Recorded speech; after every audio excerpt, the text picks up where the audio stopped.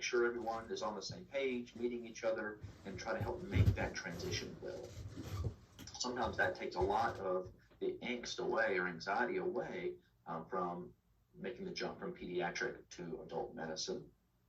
And sometimes a good face-to-face interaction can be quite helpful. It's not necessary for all patients in family dynamics itself, but it may be necessary for certain situations and certain patients and families to help with this, to help continuation of care. So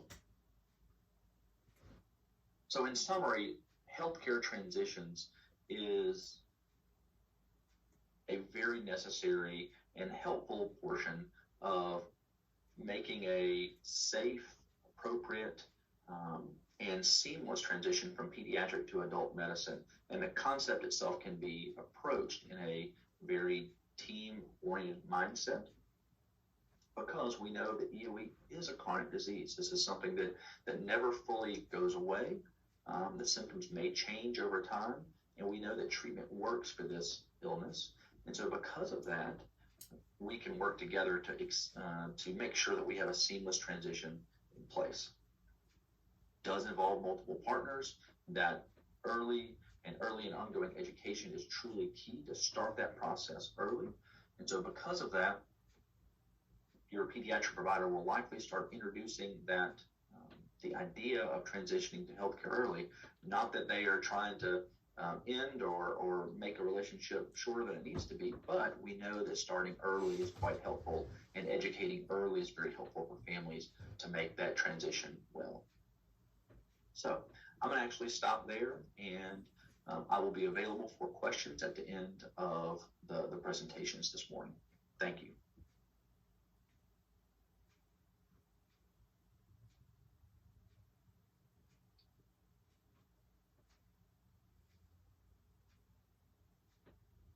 Think about it. You know, you listen to the best of the best. They know their stuff. They know what they're talking about. They do.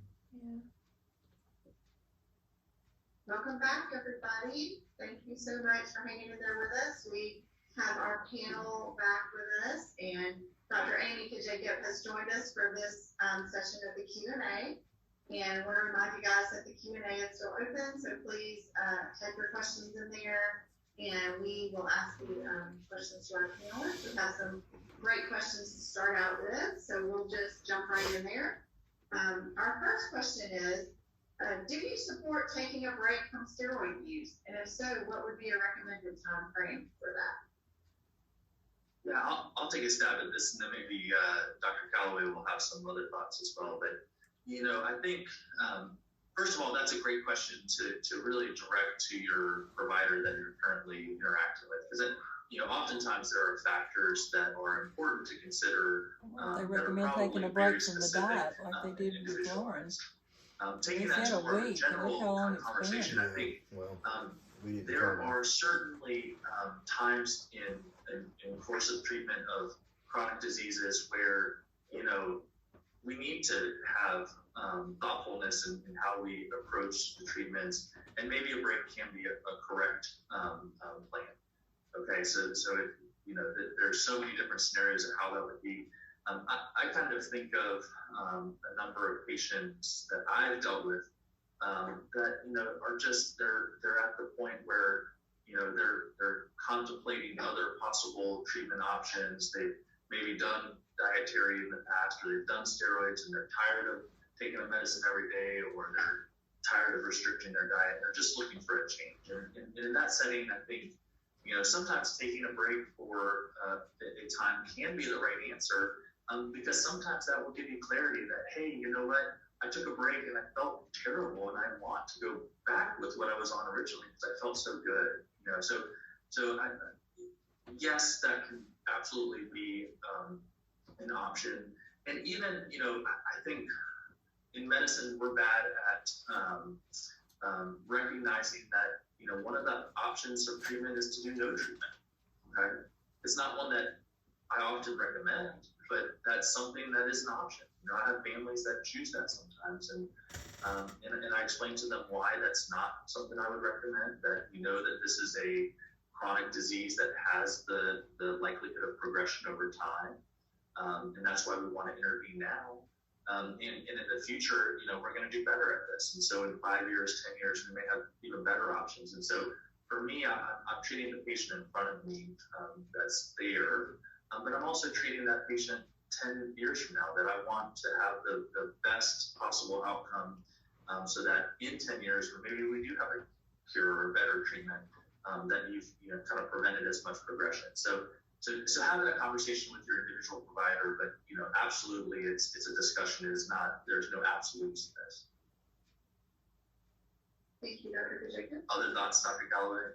Yeah, I totally agree. And this is a chronic disease; it doesn't go away. And so, because of that, there has to be some type of plan in place for kind of chronic management of the inflammation that's going on. And typically that's done with medical therapy, but obviously, as we've discussed today, there clearly are elimination diet that could be helpful as well. And hopefully the introduction of biologics also will make another impactful moment in the course of this disease, which won't make a daily medication potentially necessary and maybe can really alter the course of this. But the biggest time that I stop steroids now is if people have adverse reactions to it. So steroids can put you at risk for like yeast overgrowth in the mouth is probably one of the more common things that we see in adult medicine. It's still very rare, but we do see it. And when we do see it, that's either we'll treat through it or we may stop treatment for a short period of time, but I may ask them to go on another type of therapy during that drug holiday itself. But we can't stress the importance enough that this is a chronic disease that unfortunately is never going to go away, but can be managed with a multitude of different types of treatments as we've outlined. Okay, thank you so much. This is a great question that was asked prior to Dr. Amy Jacobs' talk, but we'll read that out and see if there's anything that she would like to add to this question. We are very excited about the possibility of biologics becoming treatment options for EOE. But how do they work in the body? I think you did a great job with that, but maybe anything just to summarize would be great. Yeah, so I really went into the nitty-gritty kind of details of how biologics worked, and I really got in the weeds with receptors and cytokines and that Th2 kind of allergic, part of our immune system. But in general, these biologics, they're a kind of designer drug, and the allergy, immunology, say EOE world is far behind rheumatology and other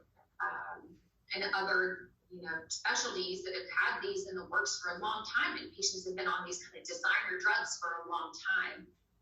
But they've really shown a good bit of a benefit in that they really do, as specifically as possible, target the pathway that you're trying to block, and the hope is that you minimize side effects and maximize effectiveness. And then hopefully once on a biologic, you can, potentially stop other therapies, because the hope and the goal is that that's enough to control your disease in a long-term manner. Now, the question I get a lot is, if we do start a biologic, is how long am I going to be on this? And it's a wonderful question that I don't have a great answer to, except to say that, and echo what we've been saying even with the last question that my husband and Dr. Calloway answered, is that this is a chronic disease that requires long-term therapy. We don't have a cure for this. So when we start a biologic, and as long as the biologic is controlling the disease well, and any side effects that arise are acceptable to the biologic, that's something that we would continue for the indefinite future, maybe until there's something different or better that comes along. Great, thank you, Dr. Jacob. So this is a question about soy, and the question is, can you discuss if soy lecithin is considered a soy allergen and should be avoided as well as coconut? So I think something to understand about all types of allergic conditions is that what triggers the allergic response is that interaction with our immune system with the proteins of these foods of these allergens. So any particular food that has different components, like a carbohydrate, protein section, and a fat. Just like we always discuss in clinic with dairy, dairy has a protein of the milk that is the one that interacts with our immune system and triggers this response. But there's a lot of patients that have issues with dairy, with the kind of like intolerance to the gluten, to the sugar in it, that is the lactose. And it doesn't mean that you're allergic to it if you have issues with the sugar part, because our immune system is not reacting to the protein part of dairy. So in regards to this question, the lecithin of soy or even soy oil on itself is not supposed to have any protein of soy, which is what is triggering our immune system to react. And however, some preparations may have contamination with small portions of soy protein, and this has been investigated mostly for IgE-related reactions, not so much for EOE, but more for like the patients that have severe allergic reactions to soy for interactions with the protein.